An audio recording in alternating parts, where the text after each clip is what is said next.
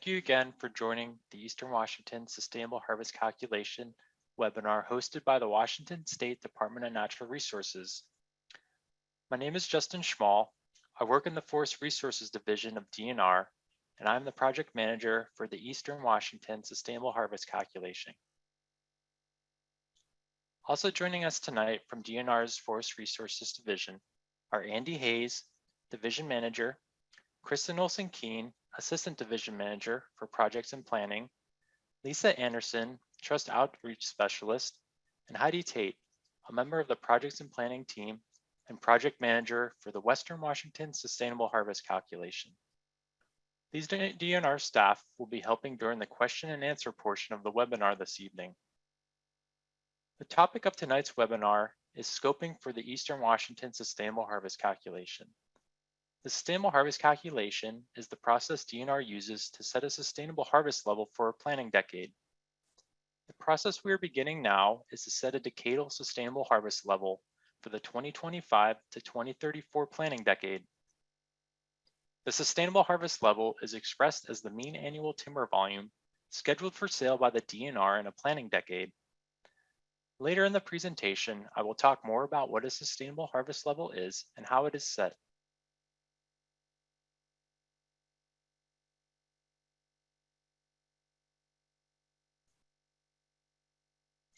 Before we begin the webinar presentation, I wanted to cover a few housekeeping items. First, this live webinar is being recorded, and recording will be available on DNR's Sustainable Harvest Calculation website within 2 weeks. Second, the purpose of this webinar is to provide information about DNR's project proposal and to answer questions related to the proposal. We want to hear from you, but would like you to use the survey and mail-in options to submit your scoping comments. I'll provide more information on these comment submission options later in the presentation. Third, in order to ensure everyone has an equal opportunity to ask their question and have it answered, DNR staff have elected to use the question and answer feature of Zoom. Questions may be submitted using the question and answer feature in the bottom of the Zoom window throughout the presentation. Please note, once a question is answered, you will need to move from the Open tab to the Answer tab to view the answered question. DNR staff will respond to all questions after the main presentation is concluded. A transcript of the questions and responses will be posted on DNR's Sustainable Harvest Calculation website. Attendees will remain muted during the presentation, so if you have a question, please use the question and answer feature. Chat has also been disabled, so again, please use the question and answer feature to submit a question. If time permits, after the conclusion of the presentation and question and answer session, attendees who wish to ask a question live, that is verbally, may have the opportunity to do so. We'll share more details on this option at the end of the presentation. Also, if you have questions that come up after the webinar is ended, please send them to DNR staff identified on the Sustainable Harvest Calculation website. A link to this website will be provided later in the presentation. Lastly, please note that questions submitted during the webinar are not anonymous, and all submitted questions will become part of the public record. Before we continue, I'd like to welcome any elected officials we have in the audience. Please indicate your attendance using the question and answer feature.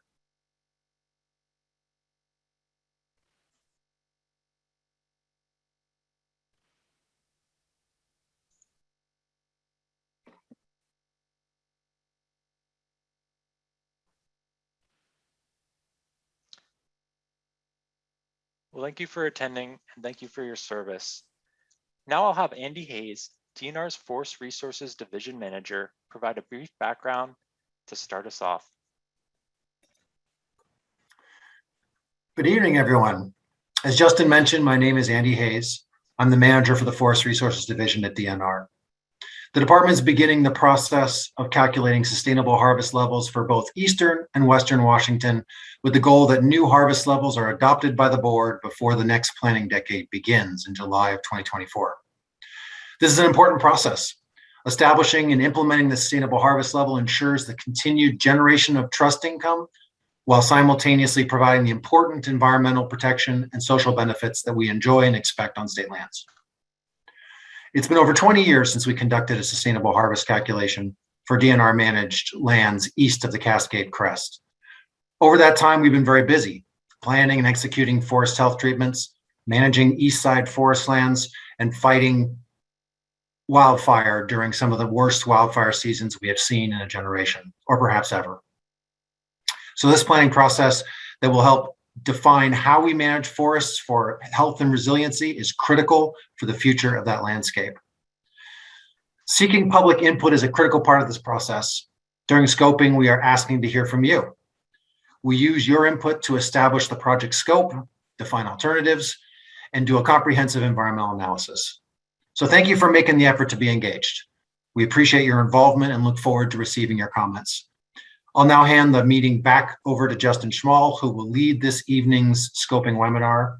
Thank you again for coming tonight.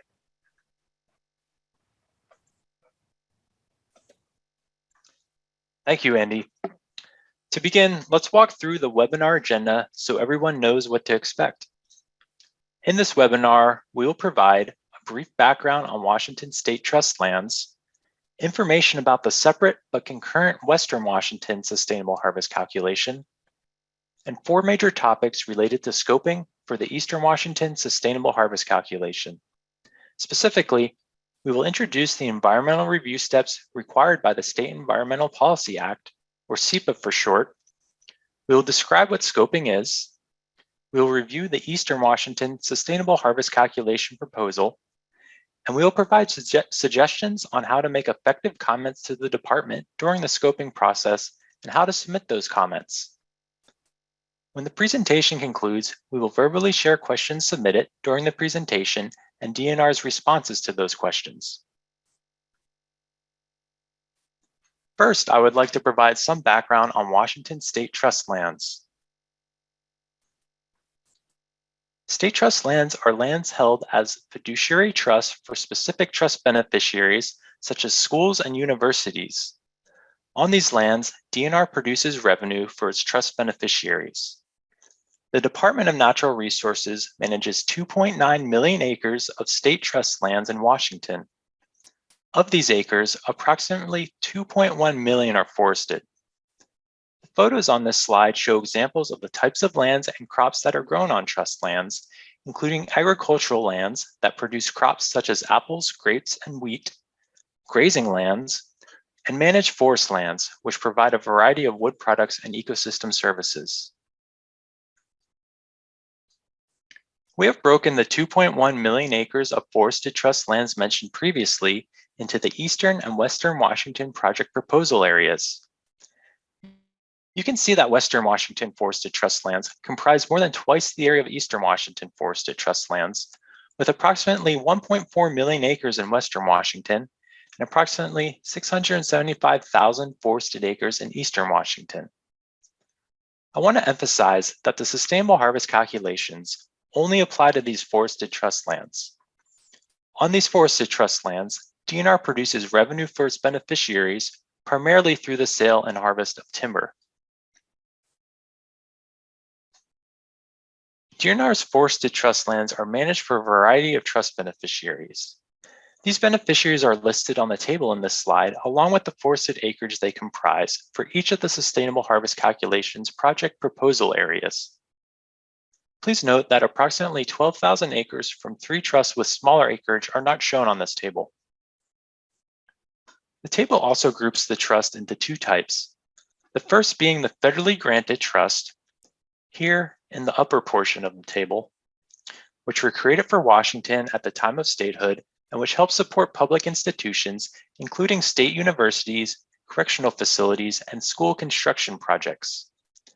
The other category of trust lands are the state forest lands, which were created by the legislature in the 1920s and 30s and provide revenue for a multitude of county services as well as schools. These can be seen here at the bottom of the table. The state forest lands benefit the counties in which they occur. Please note, it's easy to confuse terminology. Forested state trust lands is the term DNR uses when describing both categories of trust lands, whereas state forest lands are the specific category of trust lands that were acquired from the counties and are managed for those counties as trust beneficiaries. I want to highlight that the majority of the trusts in Eastern Washington are federally granted trust lands, with the small portion of Eastern Washington state forest lands being primarily located in Klickitat County. Also, please keep in mind that this table only shows forested trust lands, since these are the areas included in the Sustainable Harvest Calculations project proposal areas. Aside from forested trust lands may also be comprised of non-forested areas, which generate revenue from grazing, agricultural operations, and other uses.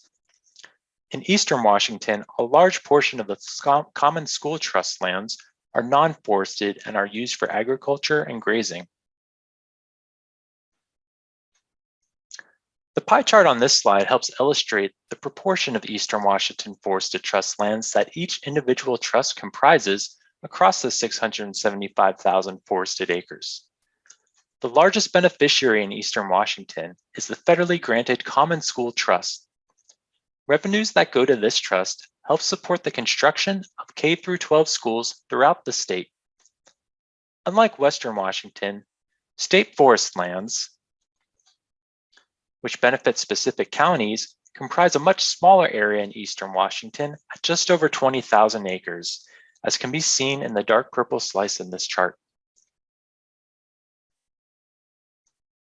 Now that we have a better understanding of the different types of Washington state trust lands and their land area, let's focus on some of the responsibilities that come with managing these lands. Washington's trust lands come with unique legal and fiduciary responsibilities, and a few of these are listed on this slide, including generating revenue and other benefits for each trust in perpetuity, preserving the corpus of the trust, meaning the trust lands and assets, exercising reasonable care and skill, acting prudently to reduce the risk of loss for the trust, maintaining undivided loyalty to beneficiaries, and acting impartially with respect to current and future beneficiaries. With all of these responsibilities are important, I want to highlight DNR's obligations to generate revenue and other benefits for each trust in perpetuity, as well as maintaining undivided loyalty to its beneficiaries, as these responsibilities impact certain aspects of the Sustainable Harvest calculation. For example, the obligation to manage for each trust in perpetuity means that DNR does not just consider current trust beneficiaries when calculating a decadal sustainable harvest level, but must also consider future generations. That is why DNR considers future decades in the sustainable harvest calculation, not just the current decade. Also, while DNR must maintain undivided loyalty to the trust beneficiaries, DNR must also comply with state and federal law, as well as existing DNR policies. This slide lists several key policies and statutes that the Sustainable Harvest calculation must comply with while also meeting DNR's trust responsibilities. The Policy for Sustainable Forest is really a suite of policies that was approved by the Board of Natural Resources in 2006. The purpose of the Policy for Sustainable Forest is to conserve and enhance the natural systems and resources of forested state trust lands managed by DNR to produce long-term sustainable trust income and environmental and other benefits for the people of Washington, consistent with the fiduciary standards governing trust management. The multiple use concept is a statute that tells DNR to provide for public uses other than trust management activities when those uses are compatible with the obligations of trust management. This statute allows for uses such as recreational trails, hunting, fishing, other sport activities, and other uses to occur on state trust lands, as long as these uses are consistent with trust land management. If they are not, they may be permitted only if there is compensation for the trust beneficiaries. The sustainable harvest level is derived from several statutes that direct the department to manage its timber asset on a sustained yield basis. The 1997 Habitat Conservation Plan is a policy that DNR implements to comply with the Endangered Species Act. This HCP is a formal agreement between DNR and both the U.S. Fish and Wildlife Service and National Marine Fisheries Service to carry out operations and meet legal obligations for fish and wildlife species listed as either threatened or endangered under the Act. On this slide, the current members of DNR's Board of Natural Resources are listed. This board, chaired by the Commissioner of Public Lands, sets policies that guide how the DNR manages Washington state lands and resources.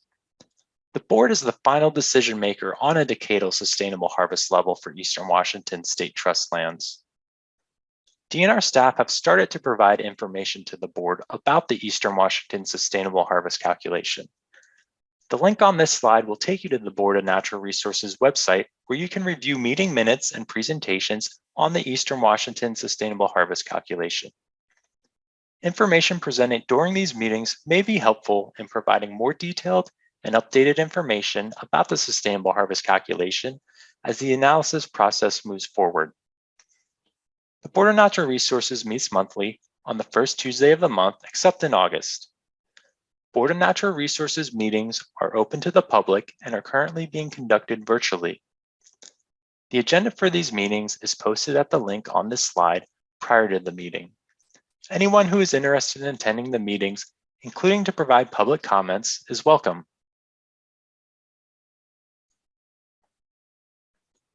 Next on our agenda, I'm going to talk about how DNR is conducting two concurrent sustainable harvest calculations, one for Eastern Washington and one for Western Washington.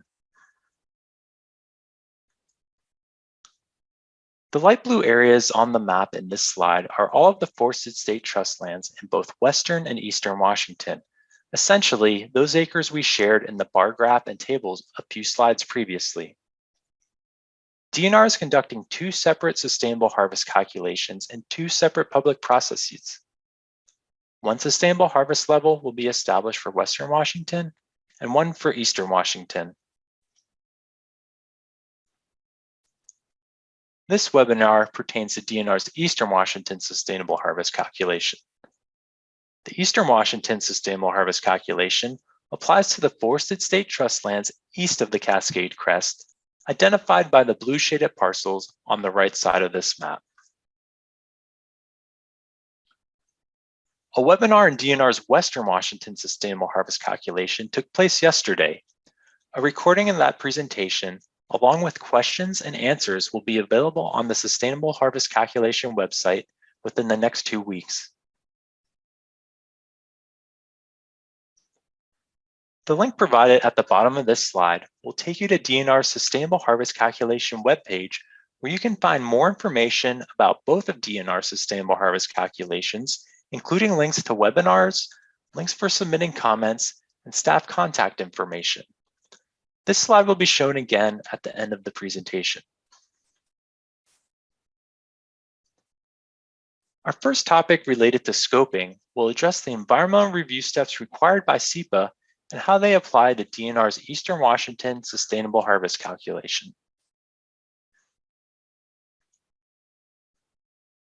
This slide outlines the environmental review steps for completing the environmental analysis on the Eastern Washington Sustainable Harvest Calculation. Since DNR has determined there is a potential for the proposal to result in probable significant adverse impacts to some elements of the environment, SEPA requires DNR to prepare an Environmental Impact Statement, or EIS for short. The first step in the EIS process is to conduct scoping. Once the scope of the EIS is finalized, DNR will conduct an environmental review and analysis before issuing a draft environmental impact statement for public review and comment. Following public comments on the draft EIS, DNR will prepare and publish a final environmental impact statement. Elements of the environment mentioned previously are those elements of both the natural and built environment that may be affected by the proposal. The full list of these elements can be found in SEPA under Washington Administrative Code 197-11-444. SEPA only requires analysis of the specific elements of the environment that may experience probable significant adverse impacts from the proposal. Some examples of elements of the environment include wildlife, vegetation, and geology and soils.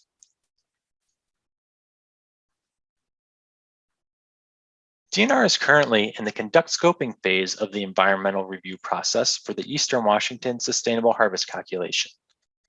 Once the comment period ends on December 9th, 2021, DNR will consider the comments received from the public when it decides the scope of environmental analysis. DNR will collect and read all of the comments submitted. These comments will then be summarized into a scoping report, which will be published on DNR's Eastern Washington Sustainable Harvest Calculation website. The scoping report will also be shared with the Board of Natural Resources. DNR staff and the board will use the information in this report to finalize the purpose, need, and objective statement, which we will discuss next, and formulate alternatives to be analyzed in the environmental review process. In the draft EIS and final EIS, DNR will identify a reasonable range of alternatives for the Eastern Washington decadal sustainable harvest level and analyze them for probable significant adverse environmental impacts.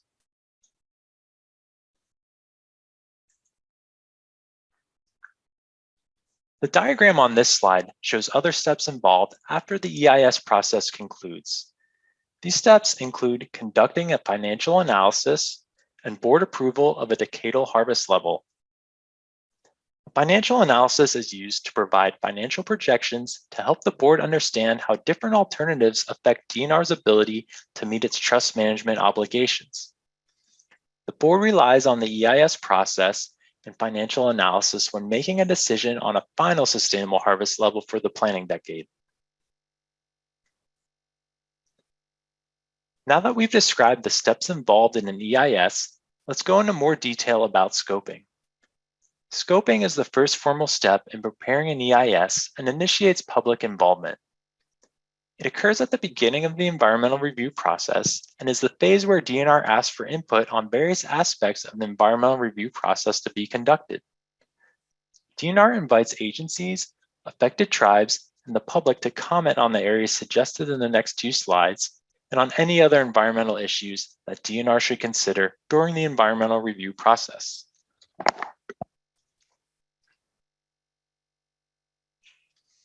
Through scoping, DNR seeks comments in order to narrow the focus of the EIS to significant environmental issues related to the proposal and to eliminate issues that would have insignificant impacts or that are not directly related to the proposal.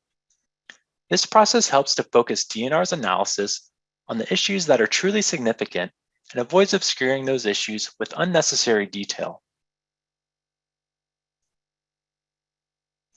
We are also seeking ideas for alternatives that DNR should analyze in the EIS, as well as any mitigation measures that address the potential environmental impacts of the proposal.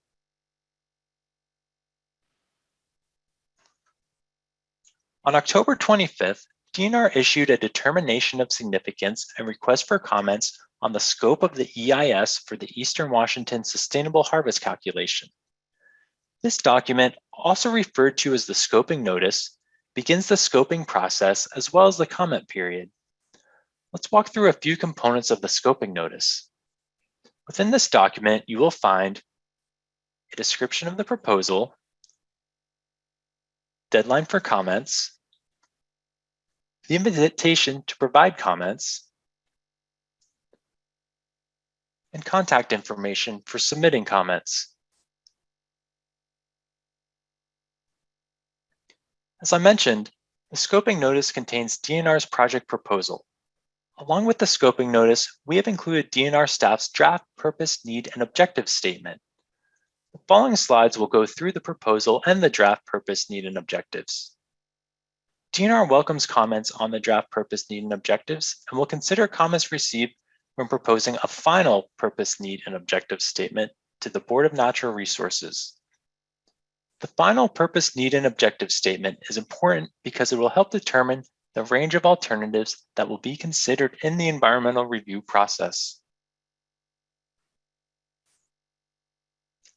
The proposal is to establish a sustainable harvest level for the 2025 to 2034 fiscal year planning decade for forested state trust lands in Eastern Washington.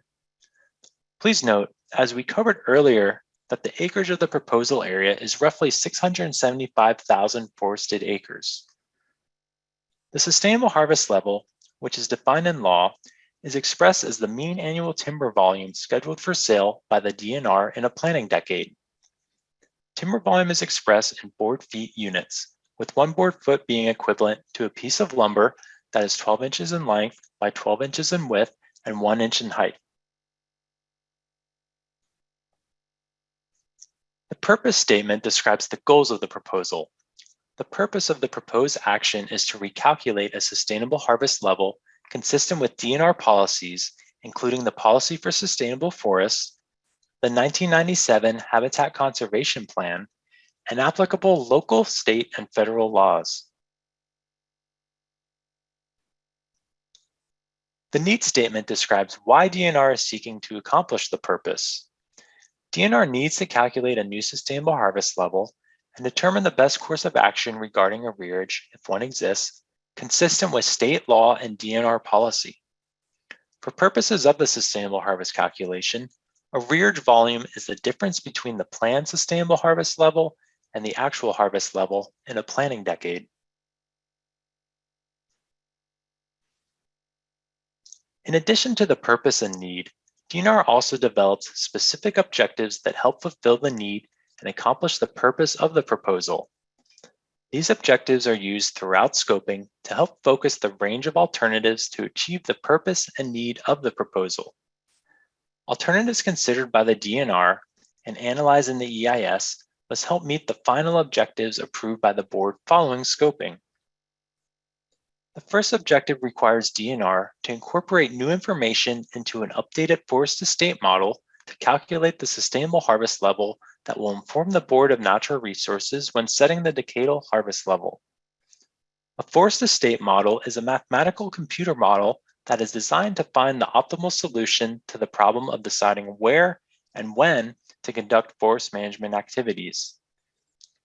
Factors that could drive new information that could go into the model include changes in the land base, changes in forest inventory, information concerning decadal arrearage and its causes, and changes in technology. The second objective requires DNR to consider climate change as part of the affected environment, analyze climate change impacts and benefits of the alternatives, and identify possible mitigation measures that will reduce or eliminate any identified adverse environmental climate change impacts of the proposal. The third objective is focused on forest health. Specifically, the sustainable harvest calculation and EIS alternatives must support implementation of DNR's forest health treatment prioritization and implementation plan on state trust lands in Eastern Washington, as required by engrossed Second Substitute House Bill 1711, and broader implementation of DNR's 20-year Forest Health Strategic Plan. Information on these plans may be found at the website listed on this slide.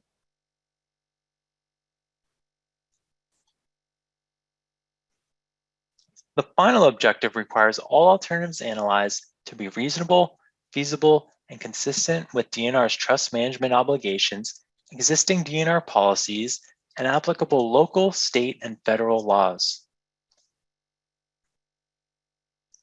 Let's revisit the environmental review steps again. Again, we are in the conduct scoping phase. Once the scoping comment period ends on December 9th, 2021, DNR will consider the comments received from the public when it determines the scope of environmental analysis.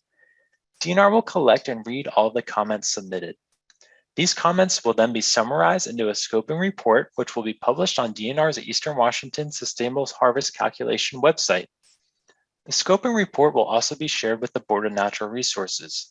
DNR staff and the board will use the information in this report to finalize the purpose, need, and objective statements and to formulate alternatives to be analyzed in the environmental review process.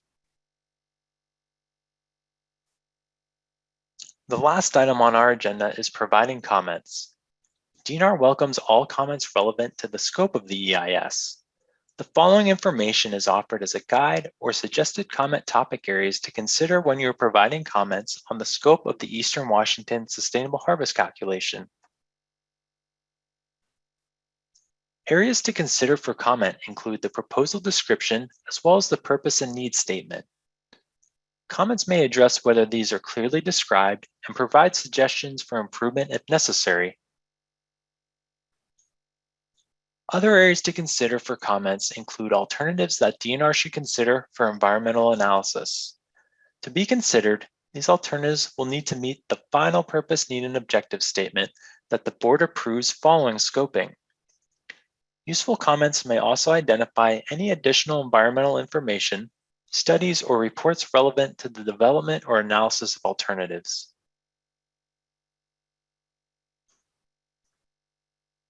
Comments that address specific mitigation measures that DNR should consider to avoid or minimize impacts can also be useful, as well as identification of any element of the environment on which the proposal may have probable, significant adverse environmental impacts. Please provide as much information as possible in your comments to help the DNR define the scope of the environmental impact statement. If you are suggesting a particular approach or impacts to consider, please explain why. Providing peer-reviewed studies or reports that support your comment is also helpful to the DNR in its analysis. As mentioned previously, SEPA provides a list of environmental elements that may be analyzed in an EIS in Washington Administrative Code 197-11-444. During scoping, DNR will identify those elements on which the proposal may have probable significant adverse impacts and merit further consideration and analysis. Comments regarding elements that need to be analyzed, why they may be impacted, and supporting studies or reports would greatly assist DNR. Comments that address factors related to environmental justice that need to be considered would also be useful for DNR in its analysis, including whether there are specific overburdened communities and or vulnerable populations that have the potential to be impacted. Now that we've described the environmental review steps required by SEPA, where we are in the process, the purpose, need, and objectives of DNR's Eastern Washington Sustainable Harvest Calculation, and how to comment effectively, let's talk about how to submit your comments. One very important note about submitting comments is the scoping comment deadline of December 9th, 2021 at 5 p.m. Comments on the Eastern Washington Sustainable Harvest Calculation scoping can be submitted in two ways. The first is to use the online comment form to submit or upload comments, which can be found at the website address on this slide. We also accept comments mailed to the SEPA Center at the mailing address on this slide.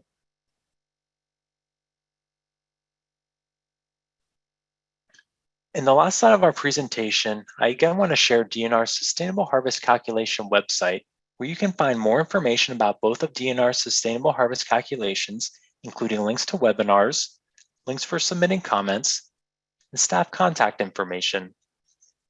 We look forward to receiving your scoping comments via the survey and mail-in options. After the scoping comment period is ended, DNR staff will summarize the comments in a scoping report that will be available on the Sustainable Harvest Calculation webpage and present it to the Board of Natural Resources. That concludes the presentation portion of the webinar. If you're interested in viewing this webinar again, you may find the link on our Eastern Washington Sustainable Harvest Calculation webpage within 2 weeks. Now that the presentation has ended, we will focus on answering questions that were submitted by attendees during the presentation. Attendees are encouraged to stay for the question and answer portion of the webinar. However, for those that must leave, a transcript of the questions submitted and DNR's responses will be available on the Sustainable Harvest Calculation webpage within the next 2 weeks.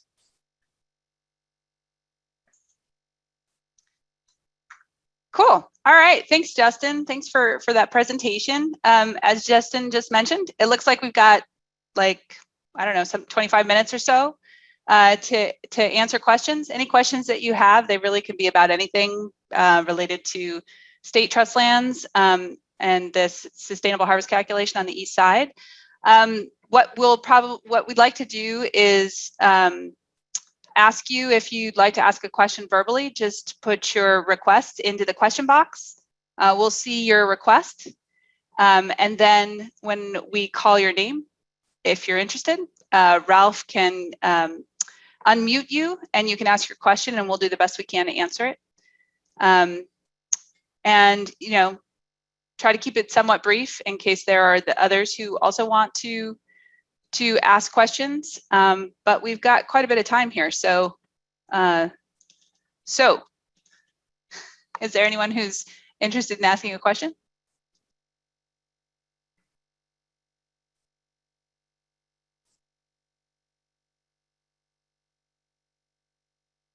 And if not, that will be so surprising. It would be as though we gave you all the information you needed, which is great. So I'll give everyone just a couple, like a minute or so to think about it before we decide to close out the meeting early.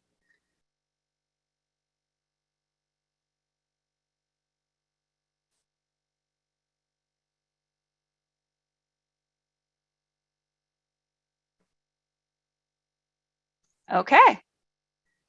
Well, it's looking like we've at least satisfied your curiosity for tonight. But don't worry, this isn't your last time to be able to submit your ideas on the Eastside Sustainable Harvest Calculation. Just remember, as Justin said, there'll be opportunities to comment to the board because there will be presentations made to the board after the draft EIS. You'll get the opportunity to submit comments there. And of course, in the scoping comment period that Justin described, clearly you can submit your comments there. So with that, we'd like to thank you so much for attending this scoping meeting and have a great evening.